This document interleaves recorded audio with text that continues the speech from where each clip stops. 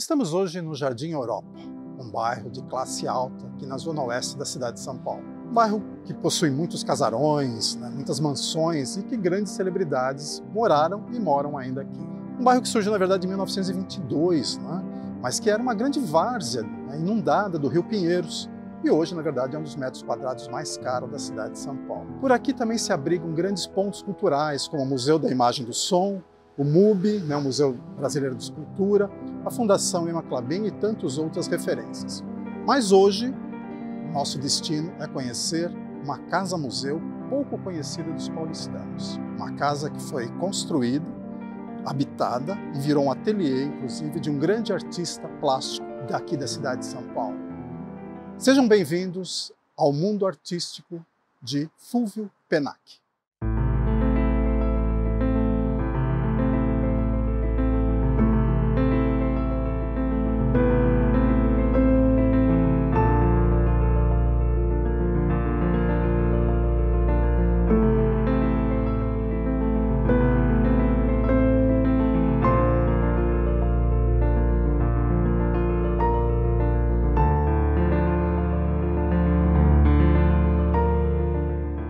Estamos aqui no interior da Casa-Museu Fulvio Penac, na sala de visitas, e fomos recepcionados então aqui pelo primogênito, o Marcos.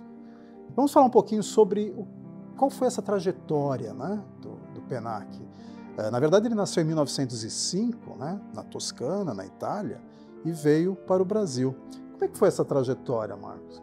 O Fulvio, ele se formou em 1928, em Belas Artes, na Academia Real de Belas Artes de Lucca, que fica na Toscana.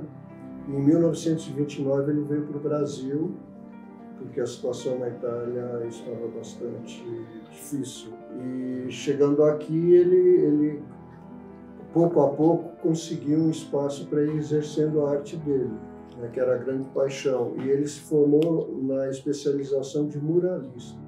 E me parece que ele tem uma pluralidade artística fenomenal, Ele tinha várias atividades dentro do mundo das artes. Só para você ter uma ideia, essa casa aqui, a arquitetura, todo o projeto arquitetônico é dele, os móveis são desenhados por eles e feitos pelo Liceu de Artes e Ofícios, numa época em que os artesãos do liceu eram todos italianos. Além disso, ele tem muitos afrescos na casa, quadros não faltam, cerâmicas, que também ele foi autodidático nas cerâmicas, azulejos. A casa tem vários espaços com azulejos pintados por ele, cada um diferente do outro. Enfim, ele buscou trabalhar de várias formas da sua expressão artística. E a gente percebe aí que existe um detalhe especial na pintura dele, inclusive, que vamos falar disso mais para frente. Mas eu queria lembrar que ele também era desenhista, foi professor também, não é? Foi professor de desenho do Colégio Dante Alighieri, e foi dessa forma que ele conheceu a minha mãe, que era aluna do Dante Alighieri.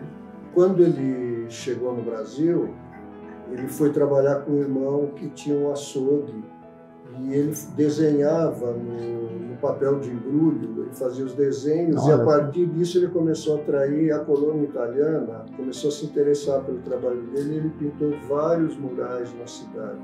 Muitas casas de italianos tinham murais dele, ainda tem várias que sobreviveram.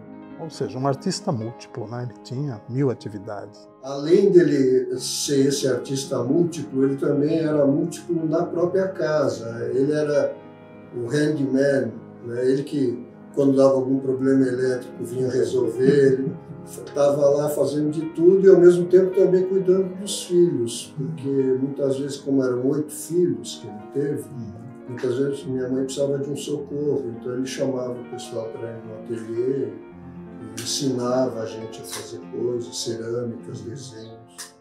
Falar das obras de Fulvio Penac é como fazer um passeio pelas mais diversas manifestações artísticas. Vamos falar um pouco sobre os estilos de pintura, da arte como um todo.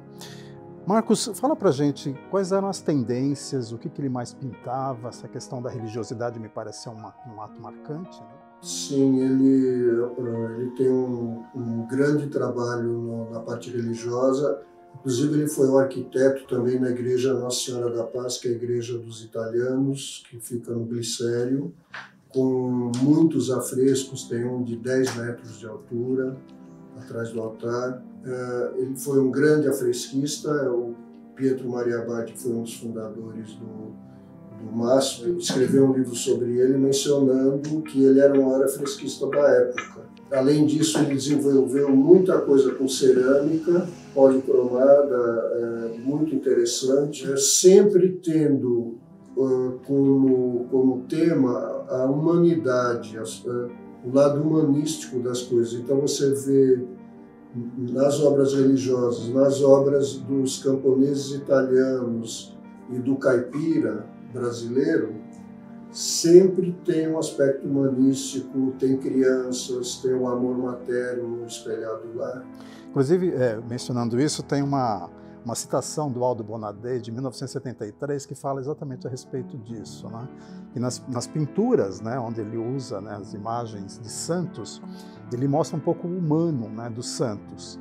Não no sentido de diminuir, né, a santidade, mas no sentido de irmanar esses santos com os homens, né, o que eu acho bastante interessante. E era uma preocupação dele, realmente a gente percebe isso exatamente nas obras, né? Ele fez parte do grupo Santa Helena, onde o Bonadei também fazia parte, e eles trocavam muita ideia entre eles sobre todas essas questões do Brasil, buscando, porque eram todos italianos, né? Eles amavam o Brasil e buscavam encontrar temas para suas obras. São muitas as obras de Fulvio Penacchi, expostas inclusive aqui na Casa Museu, né? E eu perguntaria para você, Marco, qual o significado, né, das suas obras? O que é marcante aqui nas obras dele, tanto na casa como nas obras que ele fez aí pelo mundo afora? Aqui na casa eu tenho mais de 1000 obras dele, tá? Todas elas têm em comum esse aspecto humanístico, né, da família, do amor. Então a casa mesmo, ela a gente fala que ela é uma síntese do trabalho de Fulvio, né, por ter todos os tipos de obras que ele fez. Frescos, cerâmicas, quadros, azulejos, móveis desenhados, a própria casa que é o projeto arquitetônico, mas sempre tudo, até o projeto arquitetônico da casa, ele é muito humanístico, assim, você tem muita vegetação, tem um pátio interno, enfim, sempre esse aspecto que prevalece. Chamado até de arcadas, né? Porque ele tem um pouco da influência toscana também na construção, né? Muita influência toscana, e se usavam muitos arcos mesmo. A cor da casa, por exemplo, o reboco da casa nunca precisou ser pintado, porque ele tem uma técnica italiana que você põe o pigmento no reboco, então é uma casa vermelha, que nunca precisou ser pintada, e ela já tem 75 anos. Detalhe interessante também os detalhes de banheiro, por exemplo, azulejos, né? Peças, maçanetas. Tudo isso ele realmente desenhou, e os banheiros eles se caracterizam por ter azulejos, intercalam azulejo branco e azulejo pintado, e cada azulejo é diferente do outro. Então, ele tem um dos banheiros, tem uma banheira para bebê, porque quando ele construiu a casa ele planejava ter 6 filhos. Como é que era o cotidiano do Fulvio na casa? A produção, o ateliê? Ele tinha uma produção incrível, ele era muito rápido e participava muito da vida familiar. Ele que ia fazer as compras naquela época, não tinha supermercado, não existia nada disso. Ele tinha uma Kombi, ele ia na feira fazer a compra, ele cuidava da casa, limpava a piscina. Ele era uma pessoa fantástica nesse aspecto. De madrugada, muitas vezes eu chegava tardas horas e estava lá trabalhando no estúdio, ele dormia pouco. Fulvio Penacchi deixou um exemplo de vida, né? Uma vida em construção o tempo todo.